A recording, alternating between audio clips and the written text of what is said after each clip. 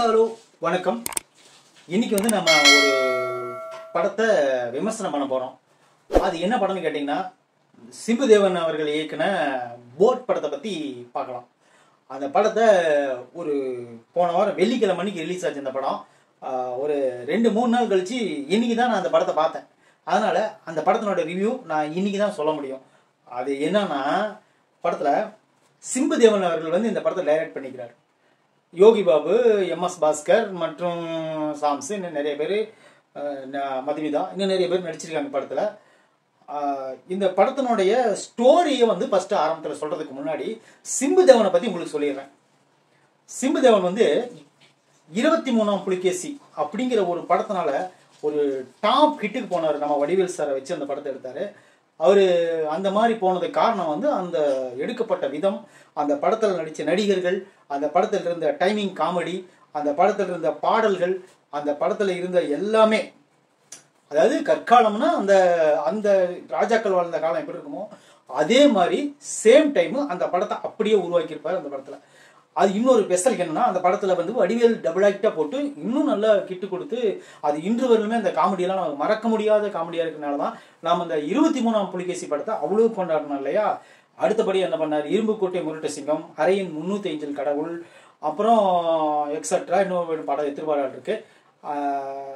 இன்னொரு விஷயம், அவர் மாபெரும் கிட்டு கொடுத்த அப்படின்னு சொல்ல மாட்டேன், இருந்தாலும் அப்படி ஒரு படம் எடுத்தார். அது என்ன படம் நீங்கள் கேட்பீங்க. நம்ம இளைய தளபதி, தளபதியோட புலி படத்தை இயக்குனது இவர் தான். இது என்ன ஒரு கதைனா, மீதி எல்லா படத்தையும் அதே ஒரு கான்செப்டா எடுத்துட்டு இப்போ புலி படத்தை என்ன பண்ணாருன்னா, அது நல்லா புளிச்ச மாவு மாதிரி எடுத்து வச்சிட்டாருன்னு சொல்லி பல விமர்சனங்கள் வந்துச்சு.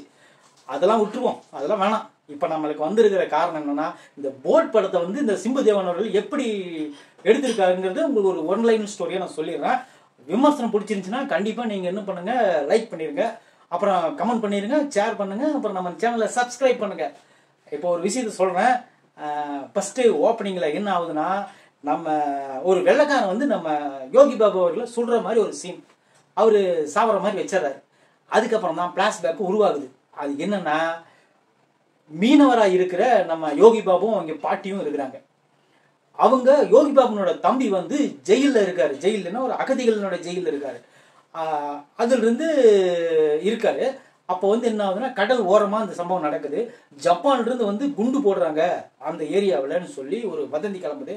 உடனே இவங்க என்ன பண்றாங்களா, அந்த பரபரப்புல தம்பியை கூட்டிக்கிட்டு அந்த போட்ல ஏறி நம்ம நடுக்கடலுக்கு போயிட்டோம்னா நம்ம காப்பாத்திடலாம், ரெண்டாவது தம்பியும் காப்பாத்திடலாம், தண்டனையிலும் தப்பிச்சிடலாம், குண்டுல இருந்து விடுபட்டலாம் அப்படின்னு சொல்லிட்டு அந்த தம்பி அந்த இதுல ஏத்திக்கிட்டு போறதுக்கு முயற்சி எடுக்கிறாங்க.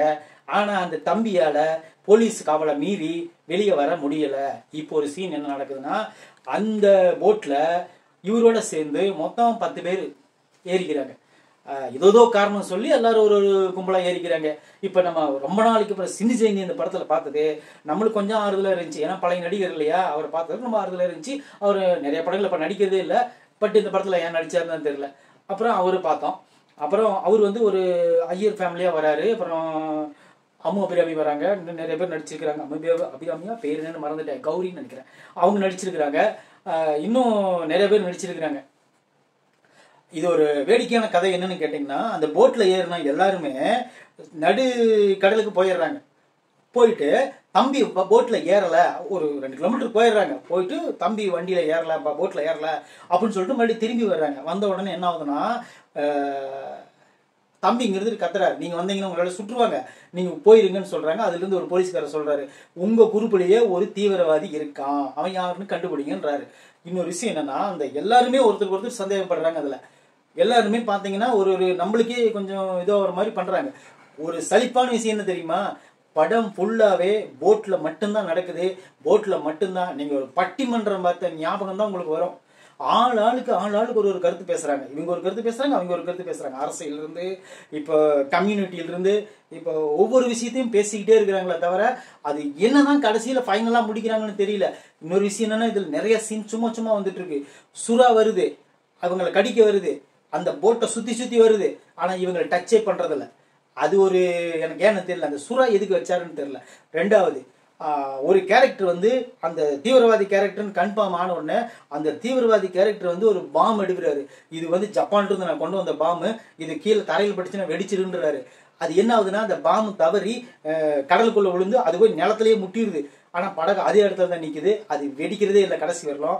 அது பாம்பு என்ன ஆச்சுன்னு தெரியல. மூணாவது, அவங்க தம்பி கடைசி வரல என்ன ஆனாருன்னு தெரியல, வெளியே வந்தாரா என்ன ஆனாரு, அவங்க காப்பாத்தினாங்களா இல்லையான்னு தெரியல.